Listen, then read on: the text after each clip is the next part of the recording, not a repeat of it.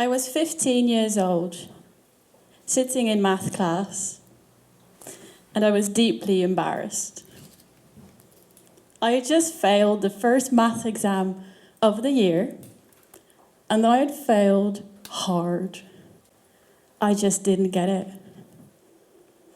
I had been struggling with maths and science for years. I just didn't have a science brain. My teacher took me aside and said, "Hey, this class is too hard for you. I think you should switch to an easier course." I refused. And fast forward to present day, I'm a physics graduate and I'm a mathematics tutor. More than that, I'm a math person now. On my days off, I like to do math exams for fun. When I was sick with COVID, for 2 weeks, I couldn't do anything. Couldn't read, watch TV. The only thing I could do, the only thing I wanted to do was math. So I did math exams for 2 weeks straight and I had the best time of my life. So what happened? How did I go from failing math and being convinced I would never, ever get it, to loving math so much I do exams for fun? Well, somewhere in between, I became obsessed with learning. It began in history class when we learned about a polymath, a universal being, or homo universalis in Latin.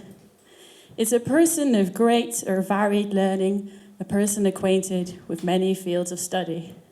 A jack of all trades, like Aristotle or Da Vinci, contributing to science, philosophy, linguistics, arts. Now you should know, I was a very ambitious child. So hearing about this concept of a universal being who could do absolutely anything, well, that just sounded like the challenge of a lifetime. And that's what it became. For the past 10 years, it has been my personal challenge to learn as many different skills as possible. In my free time, I tried out numerous sports, learned to play the piano, and at school, I started focusing on my weaknesses. So in choosing courses, I was good at German, so I chose French. I was good at history and economics, so I chose science. And at the end of high school, I struggled most with physics and mathematics. So naturally, I decided to study physics at university because there was so much left for me to learn in that field. And during my physics degree, I continued this pursuit of new skills. I took on side jobs in communication, education, and journalism, took courses in astronomy, forensic science, sustainability science, business, and law, started my own business, and decided to do everything myself so I could learn even more skills. Built the website, did the finances, made graphic designs, wrote game rules in 5 languages. I was constantly putting myself in a place of struggle, learning something new, starting from scratch, over and over again. And looking back, this 10-year process of relentlessly learning has ultimately taught me one thing.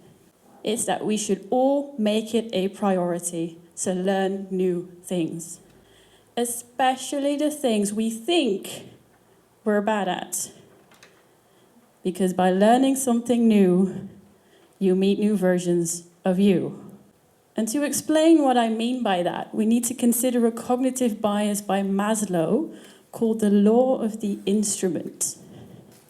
Have any of you heard of this bias before? Show of hands? A few. You might not have heard of it, but you've experienced it, all right? It says, if the only tool you have is a hammer, you'll treat everything as a nail.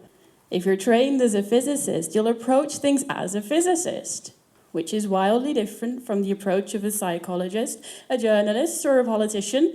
We all use our own hammer our own tools, our own perspective.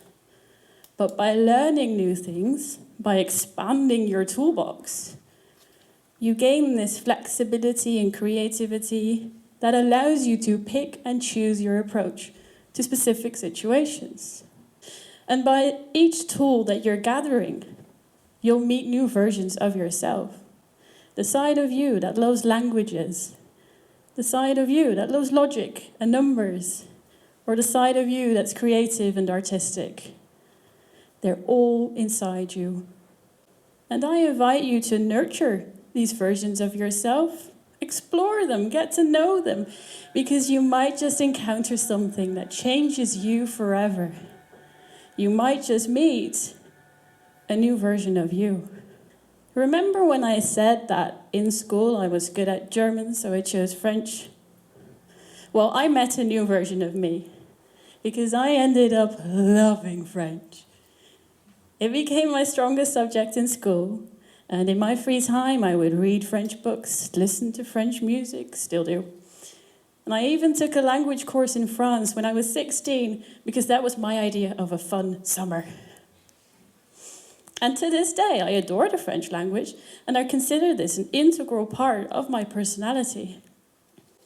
And I never would have predicted this 10 years ago, when I thought I was bad at French. But I gave it a shot. Just like how 10 years ago I thought I hated math. And today I can't imagine my life without it, because I gave it a shot. So my question for you today is, what parts of you are still undiscovered? Which activities have you avoided or dismissed because they don't align with the identity you've constructed for yourself? I don't have a math brain. There's no such thing. Identify the borders you've created and then venture beyond. Because I believe there are so many versions of us still left to discover. Now, the difficult thing is deciding what to try out. Are you going to learn a language, pick up a new hobby, learn how to code? The possibilities are endless, but you can't do everything at once. Trust me, I have tried. So how do you identify an activity that's valuable to you? One that adds to your toolbox and broadens your perspective? Well, I use the following idea. During my learning process, I discovered this cycle of positive reinforcement, which I like to call the cycle of good vibes. When you're good at something, you're skilled, that makes you appreciate that thing more because, well, we enjoy being good at something. And this enjoyment makes you practice that thing more, making you even more skilled, making you appreciate it more, and so on. Good vibes. This is a great place to be in. And what I've noticed is that many of us start this cycle at skill, focusing our energies on the things we're already good at, making us appreciate it more, and so on. And this makes sense, because pursuing your talents makes you feel good, strong and competent, and by all means, keep doing that. Keep pursuing your talents. But consider adding new activities that start the cycle at appreciation. Does it bring you joy? Do you care about it? Or does it just interest you? Then I believe it's worth pursuing, regardless of your skill level. Because as long as you care, skill can be trained. This is how I operate. Mathematics was something I cared about deeply. I understood the importance of mathematics and I wanted to be good at it so badly, but I just wasn't. So I started practicing and the skill followed. All right, so my idea is to start from a place of appreciation, regardless of skill level, and start practicing. But how do you identify which activities you appreciate and care about enough to pursue? There are, of course, many different ways to figure out what you care about, so let me just give you 2 identifiers I like to use. First identifier, it excites you. Simple. If something excites you, that's your sign to learn more about it. And this is the approach I see most people use, picking up new hobbies just by following their interests. But my second identifier is the complete opposite. It scares you. 10 years ago, maths scared the hell out of me. If something scares you, if it intimidates you, that means you care. In my experience, being scared of something is a telltale sign that you care about it, but you're unsure about your own skills. And that's the sweet spot. You care, but you're lacking skill. Start practicing. The skill will follow, and before you know it, you're in the cycle of good vibes. And in my experience, the skills that initially scared you become the most valuable, the most life-changing.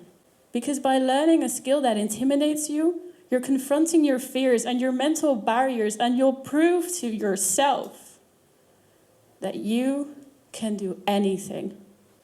And once you experience that feeling, you'll become addicted to learning. So give it a try. And you don't have to get a degree in the thing that scares you. You can just start small. And whichever identifier you use, whether you feel excited or scared or anything else, as soon as you notice you care about something, I invite you to explore it, even if you don't feel talented. Especially if you don't feel talented. Embrace the struggle of learning something new, and I promise you'll meet new versions of you. Thank you.